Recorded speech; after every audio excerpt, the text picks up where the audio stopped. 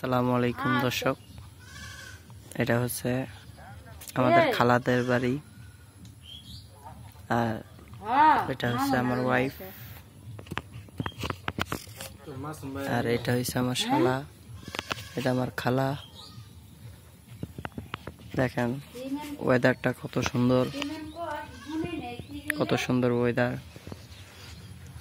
বিশ্বাস করবেন না, না দেখলে তো কেউ বিশ্বাস করবেন না, তাই সামনে যা দেখানোর চেষ্টা করতেছি।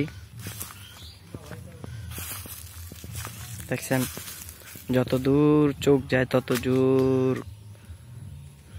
মনে করেন যে আপনার ধান ক্ষেত, কি সুন্দর দেখছেন। দেখছেন ওই যে এটা পাট, এটা পাট বন। দেখেন দেখছেন খুব অসাধারণ। আসলে বুঝতে পারবেন যে কিরকম, কত সুন্দর একটা দৃশ্য।